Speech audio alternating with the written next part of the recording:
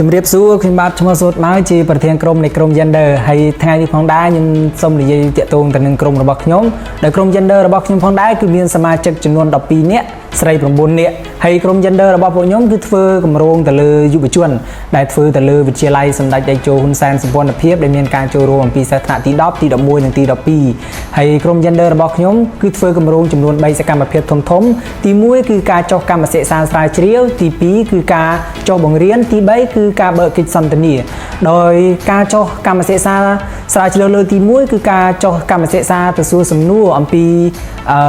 បញ្ហាដែលកើតឡើងនៅក្នុងវិទ្យាល័យសម្ដេចតេជោហ៊ុនសែនសម្ព័ន្ធភាពដែលមានទីតាំងស្ថិតនៅភូមិចកឃុំសង្វើយស្រុកជីក្រែងខេត្តសៀមរាបដោយទៅសួរសំណួរតាក់ទងទៅនឹងសមភាព Gender ទៅកាន់សិស្សានុសិស្សលោកគ្រូអ្នកគ្រូអាណាព្យាបាលនិងអាជ្ញាធរភូមិឃុំនៅតំបន់នោះដែលចង់ដឹងអំពីបញ្ហាថានៅក្នុងសាលារៀនហ្នឹងគឺពិតជាមានបញ្ហា Gender ក៏ដូចជាបញ្ហានៃការរើសអើងភេទឬយ៉ាងណាដូច្នេះហើយពួកខ្ញុំបានធ្វើការសិក្សាស្រាវជ្រាវក៏ដូចជាការសួរសំណួរការធ្វើជាកម្រងសំណួរសួរទៅកាន់សិស្សានុសិស្សបានជាលទ្ធផលឃើញថានៅវិទ្យាល័យសម្ដេចតេជោហ៊ុនសែនសម្ព័ន្ធភាពនេះគឺពិតជាមានវិសមភាព Gender ពិតមែនហើយក៏មានការរៀបការវ័យក្មេងការមានផ្ទៃពោះវ័យក្មេងនិងការទៅធ្វើចំណាក់ស្រុកជាដើមដោយបញ្ហាទាំងនេះគឺសុទ្ធសឹងតែជាវិសមភាព Gender ដោយមានការបានយល់ដឹងអំពីវិសមភាព Gender ឪពុកម្ដាយធ្វើឲ្យកូនឪពុកម្ដាយធ្វើឲ្យកូននឹងបោះបង់ការសិក្សាដោយកូនស្ថិតនៅក្រោមគំនាបរបស់ឪពុកម្ដាយដោយកូនមិនបានយល់ដឹងអំពីបញ្ហាពីសង្គមខាងក្រៅបានច្រើនដូច្នេះហើយទើបធ្វើឲ្យកូននឹងបោះបង់ការសិក្សារៀបការវ័យក្មេងនិងការទៅធ្វើចំណាក់ស្រុកជាដើមជម្រាបសួរអ្នកទាំងអស់គ្នាខ្ញុំឈ្មោះស្រីវិទ្យហើយបន្ទាប់ពីយើងចុះកម្មសិក្សាលើកទី1ហើយយើងឃើញថានៅសាលាហ្នឹងយើងបានប្រមូលនៅរបាយការណ៍ជាច្រើនហើយក៏បានជាព័ត៌មានជាច្រើនដែរក្នុងនឹងដែរយើងក៏បានឃើញថានៅសាលាក៏មានខ្វះនៅចំណុចជាច្រើនដែលពាក់ព័ន្ធទៅនឹងការមិនទាន់យល់ដឹងច្បាស់ទៅលើ Gender ហើយនឹងការសម្របខ្លួនទៅនឹងបរិយាបន្នសង្គមព្រមទាំងការធ្វើទំនាក់ទំនងទៅកាន់សង្គមផងដែរដូច្នេះហើយបន្ទាប់ពីយើងមកពី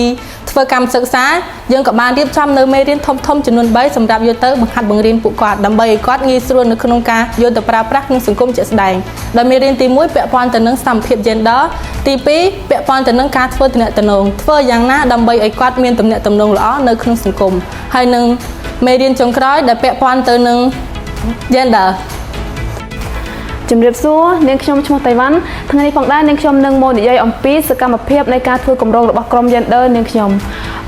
គឺខ្ញុំគឺពិតជាមានការសប្បាយចិត្តមែនទែននៅពេលដែលការធ្វើកម្រងទី3នៃការបិទវគ្គរបស់ក្រុម Gender របស់នាងខ្ញុំគឺមានការភាពជោគជ័យខ្លាំងមែនទែននៅពេលដែល